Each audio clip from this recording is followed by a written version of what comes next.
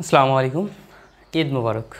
ঈদের পরে আমরা আজকে চলে আসলাম তোমাদের নতুন একটা অধ্যায় নিয়ে আলোচনা করতে, এবং এটা হচ্ছে ফিজিক্স 2 এর। সো আমরা স্ট্রাকচার মেকানিক্সের অনেকগুলো অধ্যায় নিয়ে আলোচনা করে ফেলছি অলরেডি। সো আজকে আমরা ফিজিক্স 2 নিয়ে আলোচনা করব, এবং ফিজিক্স 2 এর 14 অধ্যায় অর্থাৎ সর্বশেষ যে অধ্যায়টা। এবং এই অধ্যায়ে একটা গুরুত্বপূর্ণ প্রমাণ আছে, যে প্রমাণটা প্রত্যেকবারই আসে, এবং প্রমাণটা হচ্ছে কি E=mc² এর প্রমাণ। এবং এই যে সমীকরণটা আছে, এই সমীকরণটাকে কিন্তু আমার আবিষ্কার করছে কে? Albert Einstein. এবং এটাকে মূলত আলোড়ন সৃষ্টিকারী একটা তত্ত্ব বা সমীকরণ বলা হয়ে থাকে। সো এই সমীকরণটার প্রমাণটা কিন্তু এখানে মেইন। সো এইটা প্রমাণ করার আগে আমরা মূলত এই যে বেসিক যে দুটো আছে, বেসিক দুটো জানবো, কারণ বেসিক নাই বললেই চলে, ঠিক আছে? তাহলে আমরা প্রথমেই এই অধ্যায়ের বেসিক যেটা আছে এটা একটু শুরু করে দিই, ঠিক আছে? আমরা কোনো বেশি আলোচনা করব না, বা বাড়তি আলোচনার দরকার নেই। তাহলে আমাদের প্রথমে আছে কি আপেক্ষিকতা ব্যাপারটা কি। ওকে, সো আপেক্ষিকতা ব্যাপারটা হচ্ছে কি, যে আমাদের কোনো কিছুকে অন্য কোনো কিছুর সাপেক্ষে যে বিবেচনা করা, এটাকেই মূলত বলা হয় আপেক্ষিকতা। কারণ ব্যাপারটা কীরকম, যে মনে করো আমি যদি বলি যে আমার বোর্ডটা কোথায় আছে, আমার সাপেক্ষে যদি বলি, আমার সাপেক্ষে বোর্ডটা কোথায় আছে, অবশ্যই বলবো কি আমার সাপেক্ষে আমার পিছনে বোর্ডটা রয়েছে। এখন আমি যদি বলি তোমাদের সাপেক্ষে বোর্ডটা কোথায় আছে, তাহলে তোমরা অবশ্যই বলবে যে তোমাদের সাপেক্ষে বোর্ডটা হচ্ছে তোমাদের সামনে, রাইট? এবং তোমাদের সাপেক্ষে যদি বলি আমি কোথায়, অবশ্যই আমি কি তোমার সামনে, ঠিক আছে? সো ব্যাপারটা এরকম। সো এইটাই হচ্ছে মূলত কি আমার আপেক্ষিকতা, অর্থাৎ কোনো কিছুকে আরেকটা কিছুর সাপেক্ষে বিবেচনা করাটাই হচ্ছে মূলত আমার আপেক্ষিকতা। এখন আমার আপেক্ষিকতার তত্ত্ব আছে দুইটা। এখন এই তত্ত্বগুলো কি কি? সো আপেক্ষিকতার মূলত আমার দুইটা তত্ত্ব আছে, দুইটি তত্ত্ব। নাম্বার 1 যেটা আছে সেটা হচ্ছে আমার সাধারণ তত্ত্ব, এবং নাম্বার 2 হচ্ছে আমার বিশেষ তত্ত্ব, ঠিক আছে? একটা হচ্ছে সাধারণ তত্ত্ব এবং আরেকটা হচ্ছে আমার বিশেষ তত্ত্ব। এই বিশেষ তত্ত্বের আবার দুইটা রূপ রয়েছে, বা দুইটা কি বলে স্বীকার্য রয়েছে। কি হচ্ছে দুইটা স্বীকার্য, নাম্বার 1 স্বীকার্য এবং নাম্বার 2 স্বীকার্য। ওকে, সো বিশেষ তত্ত্বের যে স্বীকার্যগুলো আছে সেগুলোর ব্যাপারে একটু বলি। তো আমাদের যেটা বলছিলাম যে আমাদের আলবার্ট আইনস্টাইন কিন্তু এই সমীকরণটা প্রতিপাদন করে, রাইট? সো 1905 সালে যখন আলবার্ট আইনস্টাইন এই সমীকরণটা প্রতিপাদন করে, তখন তিনি করেন কি, আর দেখো একটা ব্যাপার, এই যে সমীকরণ বা এই যে আপেক্ষিকতার তত্ত্ব, এটা কিন্তু একদিনে আসেনি, এটা তো তোমরাও মানো আমিও মানি। তো একদিনই কিন্তু আসেনি, এগুলো কি অনেকগুলো বিজ্ঞানীর কিন্তু পরীক্ষার একটা ফল। সো এরকম দুটো বিজ্ঞানী ছিল, একটা ছিল বিজ্ঞানী মাইকেলসন এবং একটা ছিল মর্লি। সো এরা করছে কি, বিভিন্ন পরীক্ষা থেকে দুইটা স্বীকার্য তারাও দিছিল। সো সেখানে কিছু সংশোধন ছিল।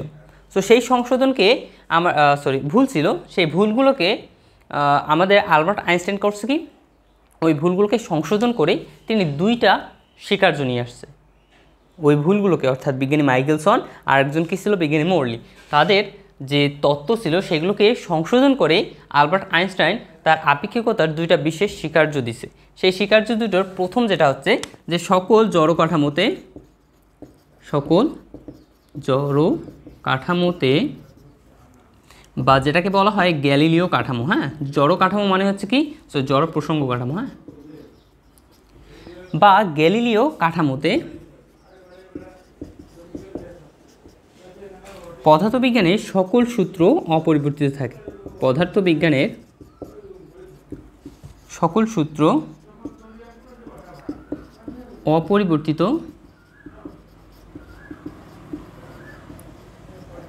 থাকবে। এবং দ্বিতীয় স্বীকার্যটা কী ছিল, যে সর্বদা আমার আলোর বেগ যেটা আছে এটা ধ্রুবক থাকবে, সর্বদা আলোর বেগ ধ্রুবক। এবং আলোর বেগটা আমরা কি জানি, আলোর বেগ হচ্ছে C=332 ms−1, এটা কিন্তু আমরা কি জানি, ঠিক আছে? তাহলে এইগুলো ছিল মূলত আমার এই অধ্যায়ের বেসিক। এরপরে আমরা এই অধ্যায়ের মেইন যে টপিক এবং আমাদের জন্য যেটা ইম্পর্ট্যান্ট, বা তোমরা যে কারণে মূলত এই ভিডিওটা দেখতেছো সেই টপিকটা, অর্থাৎ E=mc² এর প্রমাণ। এখন তাহলে আমরা আমাদের মেইন টপিক অর্থাৎ E=mc² আলোচনা করব। তবে আলোচনা করার পূর্বে আমি কিছু কথা বলে দেই। সো আমাদের এই যে চ্যানেলটা আছে সিভিল ভাই চ্যানেল, এখানে তোমরা সিভিল ডিপার্টমেন্টের যত ডিপার্টমেন্টাল সাবজেক্ট বা টেক সাবজেক্ট এগুলোকে বলা হয়। দেন নন টেকের যে সাবজেক্টগুলো আছে সব সাবজেক্টের ক্লাস কিন্তু আপলোড করা হয়। সো নন টেকের মাঝে কী আছে? সো নন টেকের সাবজেক্টগুলো কিন্তু আমরা সবাই কম বেশি জানি, যে ফিজিক্স 1, ফিজিক্স 2, তারপর কেমিস্ট্রি, ম্যাথের যতগুলো আছে। দেন তা বাদেও তোমার কিছু কিছু সাবজেক্ট থাকে, যেমন বেসিক ইলেকট্রিসিটি, বেসিক ইলেকট্রনিক্স, এই যে সাবজেক্টগুলো। সো এখানে মেইন ফোকাস কিন্তু হচ্ছে কি এখানে সিভিল, ঠিক আছে? তা বাদেও কিন্তু এগুলো থাকবেই। সো তাই আমাদের এই যে ক্লাসগুলো আছে এই ক্লাসগুলো ফ্রিতে দেওয়া আছে। সো তোমরা আমাদের চ্যানেলে ঢুকে একদম প্লেলিস্টে গিয়ে সকল ক্লাস একদম ফুল প্লেলিস্ট তোমরা পেয়ে যাবে এখানে। সো তাহলে ওইখান থেকে তোমরা ক্লাসগুলো করতে পারবা। আর হ্যাঁ, এখানে স্ট্রাকচার মেকানিক্সের কিন্তু অলরেডি সবগুলো দেওয়া আছে, সবগুলো প্রো লেভেলের ক্লাস, একদম বেসিক থেকে করানো হয়েছে। সো এই যে ক্লাসটা আমি করাচ্ছি এই ক্লাসটা কিন্তু দেখেই তোমরা বুঝতে পারছো মূলত আমি কতটুকু বেসিক নিয়ে আলোচনা করি বা কতগুলো বেসিক দিয়ে আমার যে প্রমাণ বলো বা আমার যে ম্যাথ বলো সবগুলো আলোচনা করি, ঠিক আছে? তাহলে আর কিছু না বলি, এখন আমরা প্রমাণটা চলে যাই। সো এই যে প্রমাণটা আছে এই প্রমাণটা করার আগে আমাদের কিছু জিনিস জানতে হবে বা মনে রাখতে হবে। সেগুলো কি, যে আমাদের ভরের আপেক্ষিকতা থেকে একটা সূত্র আসে, ভরের আপেক্ষিকতার সূত্র। ভরের আপেক্ষিকতার সূত্রটা কি? যে m equal m nought by √1 minus V square by C square. এবং আরেকটা সূত্র আছে কি, এটা 1 নম্বর ধরলাম, এবং 2 নম্বর হচ্ছে কি, যে আমার বিভব শক্তি EP equal m not C square. Okay, এই দুটো তোমাদের মুখস্থ রাখতে হবে। এই দুটো যদি মুখস্থ রাখো তাহলে কিন্তু তোমাদের এই যে প্রমাণটা আছে এই প্রমাণটা অনেক ইজি হয়ে যাবে, ঠিক আছে? তারপরে হিসাব নিকেশগুলো আমি সবগুলো বুঝাই দিব, তোমাদের হাতে কলমে বুঝাই দিব, ঠিক আছে? সো এখানে আমার যে বিষয়গুলো আছে সবগুলো একটু আলোচনা করি। এখানে আমার এম হচ্ছে কি, বস্তুর ভর। এম হচ্ছে মূলত আমার বস্তুর ভর। এখানে এম নট হচ্ছে মূলত আমার নিশ্চল ভর। এখন কোশ্চেন আসতেই পারে নিশ্চল ভরটা কি, তো একটু পরে বলি। দেন এখানে ভি হচ্ছে কি আমার বেগ, ভি হচ্ছে বেগ। দেন সি হচ্ছে কি আমার আলোর বেগ, তাই না? আলোর বেগ। দেন এখানে আমার কি আছে, এম নট সি, সবগুলো তার মানে আমার লেখা শেষ। তাহলে এখন আমাদের কোশ্চেন হচ্ছে এইটা, যে এম নটটা কি, অর্থাৎ নিশ্চল ভরটা কি আমার। তো নিশ্চল ভরটাতে কিন্তু আমাদের সবগুলো কোশ্চেন এখানে এসে আছে। তো তোমাদেরকে বলি যে আমাদের বস্তুর ভর কিন্তু দুইভাবে পরিমাপ করা যায়। নাম্বার 1 হচ্ছে, বা বস্তু দুইভাবে থাকতে পারে, ওই দুইভাবে আমরা পরিমাপ করতে পারি। একটা হচ্ছে স্থির অবস্থায়, আরেকটা হচ্ছে মূলত চলন্ত অবস্থায়। সো আমি যদি বলি যে আমার চলন্ত অবস্থায়, তো চলন্ত অবস্থায় বস্তুর ভর কিন্তু সময়ের সাথে সাথে পরিবর্তিত হয়, ঠিক আছে? তার নিয়ে কোনো একটা বস্তু, তোমরা হয়তো বা খেয়াল করছো কিনা জানি না, যখন কোনো একটা বস্তু গতিশীল থাকে, সমবেগে হোক বা যে কোনো বেগে হোক, যদি গতিশীল থাকে তখন কিন্তু তার যে ভরটা সেটা কিন্তু একটু বেশি থাকে। বাট যখন কোনো একটা বস্তু স্থির থাকে তখন কিন্তু তার একটা ভর নির্দিষ্ট থাকে। এবং এই যে যখন স্থির থাকে তখন যে ভর হয় সেটাকে বলা হয় ওই বস্তুর সর্বনিম্ন ভর। তার স্থির অবস্থায় ভরটাকে মূলত বলা হয় তার নিশ্চল ভর, ঠিক আছে? তার নিশ্চল ভর মানে কি, কোনো একটা বস্তুর সর্বনিম্ন যে ভর হইতে পারে সেই ভরটাকে আমার বলা হয় নিশ্চল ভর, অথবা কোনো একটা বস্তু স্থির অবস্থায় থাকাকালে তার যে ভর সেটাই হচ্ছে নিশ্চল ভর, ঠিক আছে? তাহলে এখন আমরা কি করব, প্রমাণটা করব। সো প্রমাণের ক্ষেত্রে আমরা প্রথমেই মনে করি দিয়ে লেখা শুরু করব, ঠিক আছে? মনে করি আমাদের একটা এম ভরে একটা বস্তু আছে, এম ভরে একটি বস্তু আছে। এম ভরে বস্তুকে আমার এম ভরে বস্তু ভি বেগে গতিশীল, অর্থাৎ এখানে একটা বস্তু আছে যার ভর কি এম, এটা কোন বেগে গতিশীল, ভি বেগে গতিশীল। এটার উপর আমরা এফ বল প্রয়োগ করছি, এর ফলে কী হয়েছে, বস্তুটা ভি বেগে গতিশীল। তাহলে এখন যদি বলি এখানে আমার ভরবেগ কত, ভাই এখানে ভরবেগ হচ্ছে ভাই আমার এমভি, ভরবেগ হচ্ছে এমভি। এখন যদি বলি ভরবেগের পরিবর্তনের হার কত, ভরবেগের পরিবর্তনের হার কত, তো আমরা প্রথমে কি করি, ভরবেগের পরিবর্তনের হার নির্ণয় করি। এখন তাহলে ভরবেগের পরিবর্তনের হার, তাহলে ভরবেগের পরিবর্তনের হার নির্ণয় করতেছি আমরা, রাইট? তাহলে দেখো তো আমরা ভরবেগ জানি এইটা, তাহলে এখন পরিবর্তন বলতে আমার কি আসে, পরিবর্তন বলতেই কিন্তু আমার একটা জিনিস চলে আসে, সেটা হচ্ছে কি ডিফারেন্সিয়েশন। তার মানে এটাকে যদি আমরা ডিফারেন্সিয়েশন করি তাহলে সেটা আসবে পরিবর্তন, বাট যখন আমরা সময়ের সাপেক্ষে ডিফারেন্সিয়েশন করব তখন হবে কি পরিবর্তনের হার। কেননা আমরা যখনই হার কথাটা চলে আসে তখন সেটাকে সময়ের সাপেক্ষে বা সময় দ্বারা কী করা হয়, ভাগ করা হয়। তাহলে এখানে আমরা কি দিব, সামনে ডিডিটি বসাই দিলাম, অর্থাৎ সময়ের সাপেক্ষে এই যে ভরবেগ আছে, ভরবেগকে অন্তরীকরণ করার অর্থ হচ্ছে যে ভরবেগের পরিবর্তনের হার। ঠিক আছে, তাহলে এটা হচ্ছে কি আমার ভরবেগের পরিবর্তনের হার। সো আমরা নিউটনের দ্বিতীয় সূত্র থেকে এখন যদি একটু লক্ষ্য করি, নিউটনের দ্বিতীয় সূত্রানুসারে, নিউটনের দ্বিতীয় সূত্রানুসারে আমরা কি জানি, আর হ্যাঁ অবশ্যই এই যে লেখাগুলো লিখে দিচ্ছি বা প্রমাণটা করাই দিচ্ছি, এই অধ্যায়ের সম্পূর্ণ বেসিক সহ মূলত আমার কাছে নোট আছে, আমি নোট সাজাই রাখছি আমি নিজে লিখে। সো ওই নোটটা আমি তোমাদের ডেসক্রিপশন বক্সে দিয়ে দিব, সো তোমরা সেখান থেকে নোটটা দেখে ডাউনলোড করে নিতে পারো। ঠিক আছে, সো নিউটনের দ্বিতীয় সূত্র থেকে আমরা একটা সমীকরণ জানি, সেটা হচ্ছে কি F = ma, তাই না? তার মানে এফটা হচ্ছে কি প্রযুক্ত বল, আর ma এই টোটাল দ্বারা আমার কি বোঝায়, যে এই টোটাল সংখ্যাটা দ্বারা বোঝায় যে এটা হচ্ছে ভরবেগের পরিবর্তনের হার। এটা কি বোঝায়, ভরবেগের পরিবর্তনের হার। সো এইখানে আমার ভরবেগের পরিবর্তনের হার কোনটা ভাইয়া, এইটা। তাহলে আমরা কী করে দিই, এখানে F = ddt mv, ঠিক আছে, এটা ভরবেগের পরিবর্তনের হার। সো এই ভরবেগের পরিবর্তনের হারের জায়গায় আমরা টোটালি এটা বসাই দিলাম, এই যে। সো এখন আমরা কি করব, F তো থাকলো, সো এখন এখানে আমার ডিফারেন্সিয়েশন করতে হবে। তাহলে আমরা কী করবো, দেখো তো ইউভি মেথড আসতেছে না আমার এখানে ডিফারেন্সিয়েশনের। সো আমরা ইউভি ইকুয়াল কী জানি, ডিডিএক্স ইউভি সমান আমরা কী জানি, ডিডিএক্স ইউভি সমান আমরা জানি U DDX V plus V DDX U, এটা কিন্তু আমরা কি জানি। ঠিক আছে, তাহলে এই সূত্রটা আমরা এখন এখানে অ্যাপ্লাই করব। তাহলে কি লিখি, ইউ মানে V M DDX V plus V DDX U মানে এম। ঠিক আছে, তাহলে এইটা যে আমরা পাইলাম এটা হচ্ছে আমার 1 নং সমীকরণ, এটা হচ্ছে কি আমার 1 নং সমীকরণ। এখন আমরা কি করব,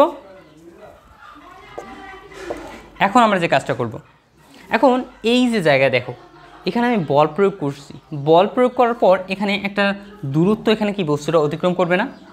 হ্যাঁ ভাইয়া অবশ্যই এখানে কি একটা দূরত্ব অতিক্রম করবে। এখন এই দূরত্বটাকে যদি আমি ক্ষুদ্র একটা দূরত্ব dx ধরি, এখানে কি ক্ষুদ্র একটা দূরত্ব আমি কি ধরলাম, dx ধরলাম, এখানে বল প্রয়োগ করলাম, বল প্রয়োগের ফলে এখানে গতিশক্তি লাভ হলো এবং গতিশক্তির কারণে কি হলো, এখানে dx দূরত্ব বস্তুটা অতিক্রম করলো। সো যদি dx দূরত্ব অতিক্রম করে তাহলে কি dx দূরত্ব মানে কি ক্ষুদ্র দূরত্ব, তো ক্ষুদ্র দূরত্ব অতিক্রম করা মানে কি এখানে ক্ষুদ্র কাজও হবে। তাহলে আমরা কি লিখি, যে বস্তুটিতে F বল প্রয়োগ করায় যদি dx দূরত্ব অতিক্রম করে তবে কৃত কাজ ইকুয়াল গতিশক্তি লিখব। হ্যাঁ, গতিশক্তি কেন লিখব, কেননা এই যে কাজটা আমার, এই কাজটা হচ্ছে কি গতিশক্তির কারণে। তার মানে এখানে আমি বল প্রয়োগ করতেছি, এখানে বস্তুটা গতিশক্তি প্রাপ্ত হয়েছে বা গতিপ্রাপ্ত হয়েছে, এবং গতিপ্রাপ্ত হওয়ার পর এই দূরত্বটা গেছে। এই কারণে আমি কি লিখতে পারি, কৃত কাজ ইকুয়াল গতিশক্তি ইকুয়াল, আমরা কৃত কাজের সূত্র কি জানি,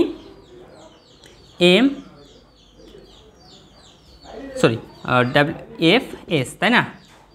আমরা কি জানি, কৃত কাজ ডাব্লিউ ইকুয়াল এফ এস কিন্তু জানি, তাই না? তাহলে এখন ডাব্লিউ মানে কি কৃতকাজ, তাহলে কৃতকাজ জায়গায় আমি কি বসাইতে পারি, গতিশক্তি অর্থাৎ ই কে। বাট এইখানে দেখো এফ বলতে কি আমার এফ থাকলো, বাট অতিক্রান্ত দূরত্ব কত, এস বলতে এই যে ভাইয়া এতটুকু দূরত্ব গেছে, তাহলে ডি এক্স। তাহলে এখন আমরা কি লিখতে পারি, এখানে এস এর জায়গায় লিখতে পারি ডি এক্স। এখন এখানে আমার গতিশক্তি লিখছি, সো গতিশক্তি কি আমার ই কে। সো ভাইয়া এখন কথা হচ্ছে এখানে আমার ক্ষুদ্র দূরত্ব গেল, তাহলে আমি যে কাজটা পাবো সেই কাজটা কি আমার ক্ষুদ্র হওয়ার কথা না? হ্যাঁ ভাইয়া অবশ্যই কাজটা আমার কি হবে, ক্ষুদ্র হবে।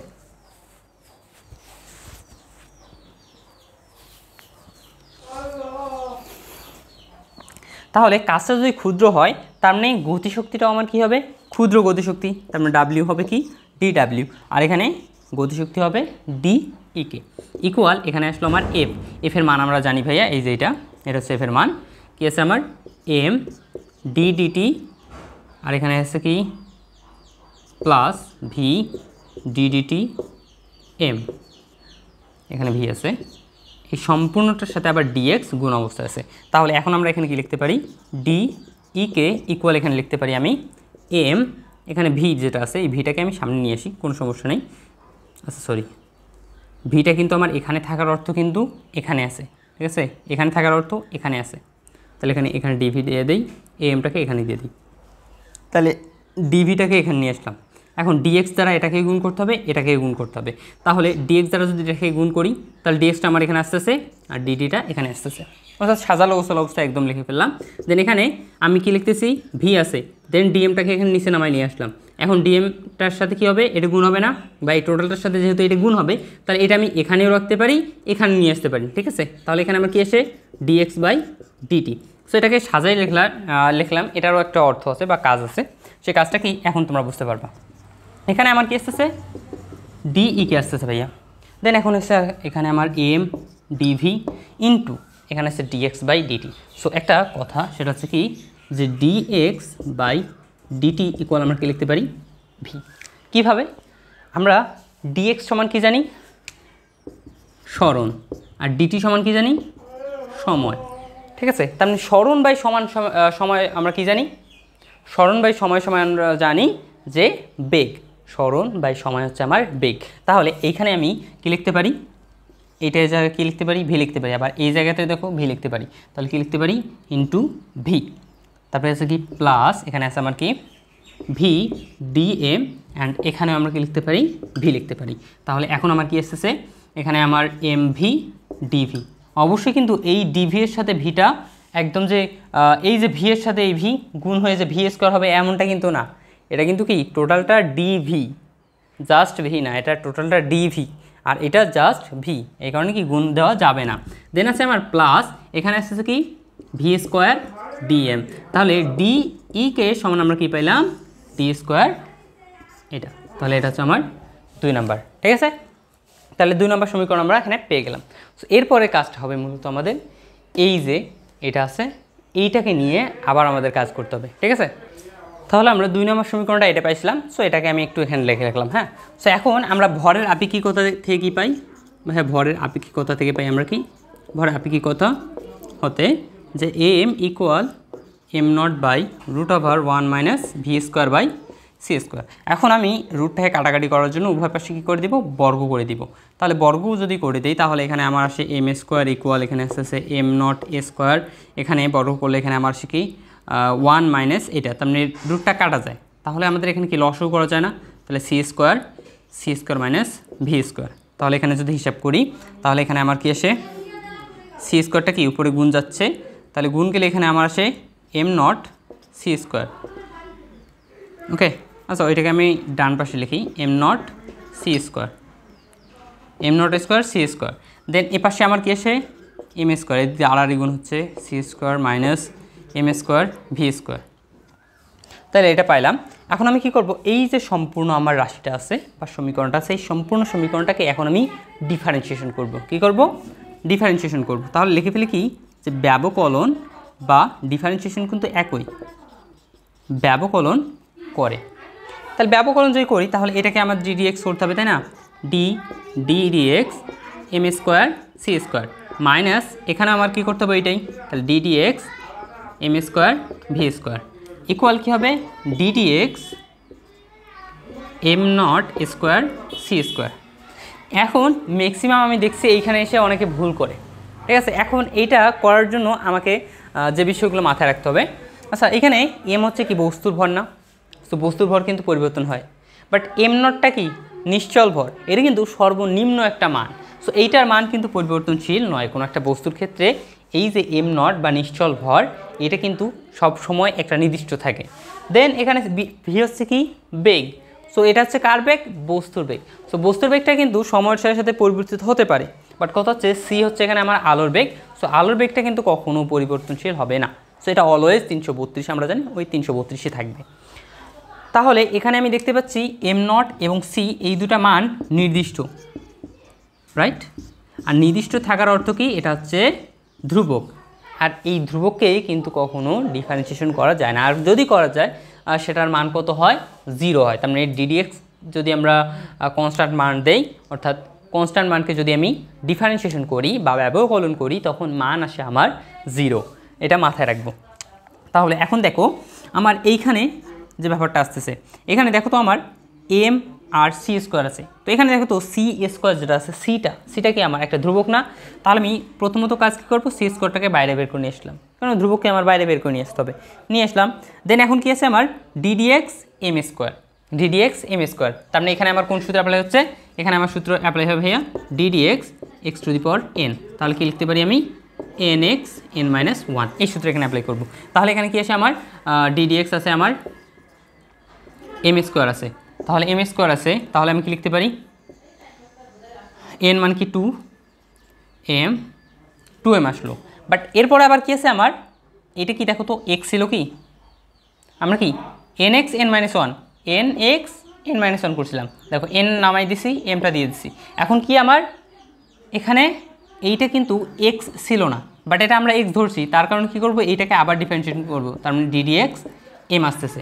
তাহলে ডিডিএক্স এম আমরা এখানে কী লিখবো, এটাকে 2m, আর ডিডিএক্সের জায়গায় শুধু ডি লিখবো, ঠিক আছে। ডিডিএক্সটাকে শুধু কী ধরবো আমরা, ডি ধরবো, তাহলে ডি এম। তাহলে এখানে আমার কি এসেছে টুয়াইস এম ডিএম, দেন এখানে মাইনাস, এখানে আবার কি হবে আমার, এইখানে দেখো ইউ, এটা কি ভি, কেননা দুইটা কি ধ্রুবক না, ধ্রুবক না থাকার কারণে ইউভি মেথড আসতেছে। তো আমরা ইউভি মেথড কি জানি, ইউ স্কোয়ার আমরা আলাদাভাবে হিসাব করে দেন এখানে বসাই দেবো, ঠিক আছে, যাতে আমাদের একটু কম স্পেস লাগে। কি আছে আমার এখানে DDX M square V square, so আমরা এখানে অ্যাপ্লাই করব U DDX V plus V DDX U. তাহলে এখানে আমার কি আসে, এম স্কোয়ার আসে, এখানে আসে 2v, দেন আসে ডিভি, অর্থাৎ একটু আসে যে হিসাবটা করছিলাম এখানেও ঠিক সেম হিসাবটা হবে, ঠিক আছে। প্লাস এখানে কি আসে আমার V square twice M DM আসে। তাহলে মানটা যদি বসাই দিই এখানে এম স্কোয়ার 2v ডিভি, এখন এখানে কি আছে মাইনাস, আর এখানে আছে প্লাস, তাহলে প্লাস মাইনাসে গুণ হয় কী হবে মাইনাস, এখানে V square twice M D M. আর এইখানে দেখো এম নট যেটা সেটাও ধ্রুবক, সিটাও ধ্রুবক, তার মানে টোটালটা ধ্রুবক, ধ্রুবককে ডিফারেন্সিয়েশন করা মানে কি 0 চলে আসা, ঠিক আছে। তাহলে এরপরে আমি কাজ কী করব, এখন আমি মাইনাস মানগুলো সবগুলো ওই দিকে নিয়ে যাই, তাহলে C square twice M D M equal M square twice V DV plus V square twice M D M equal কী হয়, সরি ইকুয়াল তো 0 আর দরকার নেই। এখন এই দিকে দেখো 2m কমন নিতে পারি আমি, 2m into C square DM, এদিকেও 2m কমন নিতে পারি, 2m যদি কমন নেই তাহলে এখানে আমার থাকতেছে এম ভি ডিভি, এখানে আসতেছে আমার ভি স্কোয়ার ডিএম। তাহলে আমার এখন উভয় পাশে যদি 2m কাটা যায় তাহলে এখানে থাকতেছে সি স্কোয়ার ডিএম ইকুয়াল, এখানে আসতেছে M V DV plus V square DM. So এটাকে আমি ধরলাম 3 নাম্বার সমীকরণ। সো এখন তোমরা যদি 2 নাম্বার এবং 3 নাম্বার সমীকরণটা একটু লক্ষ্য করো তাহলে দেখতে পাওয়া যে এখানে আমার এই যে দেখো অংশটুকু এমভি ডিভি, এইখানে দেখো M V D V V square D M, এখানেও M V D V V square D M, তার মানে এটার ডান পক্ষ এটার ডান পক্ষ সমান, তাহলে এটার বাম পক্ষ আর এটারও বাম পক্ষ আমি কি সমান লিখতে পারি না? হ্যাঁ ভাইয়া পারি। তাহলে ওই কাজটা করি। এখন এখানে আমার কি এসেছে 2 ও 3 নং হতে আমি কি লিখতে পারি যে D E K equal C square DM, ঠিক আছে। ডি কে ইকুয়াল কি লিখতে পারি সি স্কোয়ার ডিএম। তাহলে দেখো আমি এইখানে কিসের মান পাইলাম, এটা পাইলাম ভাইয়া আমি আমার ক্ষুদ্র কাজ, ওই যে আমরা প্রথমে বের করছিলাম যে কৃত কাজ ইকুয়াল কী ছিল আমার গতিশক্তি ইকুয়াল আমরা কি ধরছিলাম এফ ডিএক্স ধরছিলাম, এটা ধরছিলাম না? হ্যাঁ ভাইয়া। তার মানে এখানে যে কাজটা ছিল সেটা কি আমার ক্ষুদ্র কৃতকাজ ছিল এবং গতিশক্তিটা কী ছিল ক্ষুদ্র গতিশক্তি ছিল। তাহলে এখানে আমার ক্ষুদ্র গতিশক্তি ছিল, তার মানে কাজটা বা যে গতিশক্তিটা বের করছি সেটা ছিল আমার ক্ষুদ্র। সো এখন আমাকে কী বের করতে হবে, টোটালটা বের করতে হবে। কী করতে হবে? টোটাল যেটা আছে এটা বের করতে হবে। সো টোটাল বের করতে আমরা কী জানি ভাইয়া, সো আমরা এটাও কিন্তু জানি কিভাবে, যে আমরা জানি যে যখন কোনো কিছু ছোট থাকে, ছোটোটাকে যদি আমরা টোটাল বের করতে চাই ওই ছোটো থেকে, তখন আমরা কি করি, সেটাকে সরাসরি ইন্টিগ্রেশন করে দিই, সরাসরি কী করি, ইন্টিগ্রেশন করি। তাহলে ওই কাজটা এখানে করব। আমরা কি করব, ইন্টিগ্রেশন যেটাকে বলা হয় সেটাকে বলা হয় আমার হচ্ছে সমাকলন করে। ওকে, এটাকে বলা হয় সমাকলন করে। সো তাহলে আমরা এখানে কি লিখতেছি, আমরা পাইলাম যে DK equal C square DM, এটা পাইছি। সো এটার ক্ষেত্রে যদি আমি টোটাল মানটা পাইতে চাই বা টোটাল কতটুকু কাজ হলো এটা যদি পাইতে চাই, তখন আমরা কী করব, ইন্টিগ্রেশন করে দিব। তাহলে ইন্টিগ্রেশন দিয়ে দিলাম। সো এখন ইন্টিগ্রেশনের ক্ষেত্রে আমার কি লিমিট থাকে, সো এই লিমিটও এখানে বসিয়ে দিতে হবে। সো এটা কার ঘর, এটা হচ্ছে গতিশক্তির ঘর। সো গতিশক্তির সর্বনিম্ন কত হবে, হ্যাঁ 0। সর্বোচ্চ কত হতে পারে ভাই, এই যে গতিশক্তির সর্বোচ্চ যে মান সেটা হচ্ছে ইকে পরিমাণ। যদি ডাব্লিউ থাকতো তখন আমরা কি এখানে ডাব্লিউ বসিয়ে দিতাম কিন্তু, ঠিক আছে। এখন এটা কার ঘর, বস্তুর ভরের ঘর, এম ডি এর সাথে যেটা থাকে কিন্তু তার ঘর, তাই না, সেটা বস্তুর ভরের ঘর। তো বস্তুর ঘরের বা বস্তুর ভরের সর্বনিম্ন মান কত হতে পারে, সর্বনিম্ন মানটাকে কিন্তু আমরা কি ধরছি, সর্বনিম্ন মানটা হচ্ছে ভাইয়া আমার নিশ্চল ভর অর্থাৎ এম নট, এবং সর্বোচ্চ যে মানটা হয় সেটাকে আমরা কি ধরবো, এখানে যেটা থাকবে এম। তাহলে আমি লিমিটও বসাই দিলাম। এখন ক্যালকুলেশন আমার জন্য ইজি, কারণ এগুলো আমরা অলরেডি দ্বিতীয় সেমিস্টারে পড়ে আসছি। তাহলে এখন আমরা কি করব, এখানে আমার এখানে আসে ইকে আসে, ওকে, যেহেতু এটা 1 দিয়ে ক্যালকুলেশন করে না, অর্থাৎ আমরা কি জানি ইন্টিগ্রেশন 1 ইন্টু ডিএক্স হয় এক্স, তাহলে ইন্টিগ্রেশন 1 ইন্টু ডি ইকে সমান কী হবে, ইকে। তাহলে ইকে বসাই দিলাম। এখন লিমিটটা বসাই দিতে হবে 0, ইকে বসাই দিলাম। এখন এইখানে আমার কি আসে, এইখানে তো সি স্কোয়ারটা হচ্ছে ভাই আমার ধ্রুবক, তাহলে ধ্রুবকটাকে কী করে নেবো, আমি বাইরে বের করে নিয়ে আসবো। তাহলে বাইরে বের করে নিয়ে আসলাম। তাহলে বাইরে বের করে নিয়ে আসলে এখানে জাস্ট কি আসে 1 ইন্টু ডিএম, তাহলে 1 ইন্টু ডিএম, তাহলে কত হবে এম। তাহলে সি স্কোয়ার আর এখানে এসেছে আমার এম, লিমিটটা হচ্ছে ডান পাশে বসতেছে। দেন এখানে আসে কি আমার আপার লিমিট বসিয়ে দিলাম মাইনাস লোয়ার লিমিট ইকুয়াল, এখানে সি স্কোয়ার থাকলো, এখানে আমি কী করবো, আপার লিমিট বসিয়ে দিলাম মাইনাস লোয়ার লিমিট। তাহলে এখানে আমার কী এসেছে, ইকে ইকুয়াল আসতেছে আমার, গুণ দিয়ে দেই M C square minus M not C square. Okay, এটা কার মান আসলো, আমার গতিশক্তির মান আসলো। এবং আমরা বিভব শক্তি সমান কী জানি, এবং বিভব শক্তি ইপি ইকুয়াল আমরা জানি যে এম নট সি স্কোয়ার, এটা কিন্তু আমরা মুখস্থ রাখছিলাম। ওকে, সো এখন গতিশক্তি পাইছি, বিভব শক্তিও পাইছি। এখন আমাদের কি হতে হবে, মোট শক্তি হিসাব করব আমরা। তাহলে মোট শক্তি যদি হিসাব করি, তাহলে মোট শক্তি ইকুয়াল কি, আমরা জানি গতিশক্তি এবং বিভব শক্তির যোগফল হচ্ছে আমার মোট শক্তি। তাহলে গতিশক্তি প্লাস বিভব ও শক্তি, তাহলে মোট শক্তি মানে কি, আমরা ই ধরি, গতিশক্তি হচ্ছে ইকে এবং বিভব শক্তি হচ্ছে আমার ই পি, ঠিক আছে। তাহলে ইকে সমান আমরা কি পাইছি, এই যে এটা M C square minus M not C square, এখানে কি এম নট সি স্কোয়ার, তাহলে plus M not C square. তাহলে যদি এটা কাটা যায় তাহলে আমার কি এসেছে, ইকুয়াল এম সি স্কোয়ার এর প্রমাণ, তাহলে প্রমাণিত হয়ে গেল, ঠিক আছে। তাহলে এইটা হচ্ছে মূলত আমার ইকুয়াল এম সি স্কোয়ারের প্রমাণ, ঠিক আছে।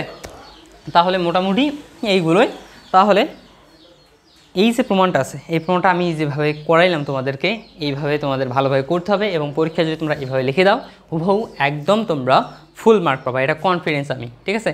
তাহলে তোমাদের সাথে দেখা হবে পরবর্তী ক্লাসে। সো ভালো থাকবা, সুস্থ থাকবা, আল্লাহ হাফেজ।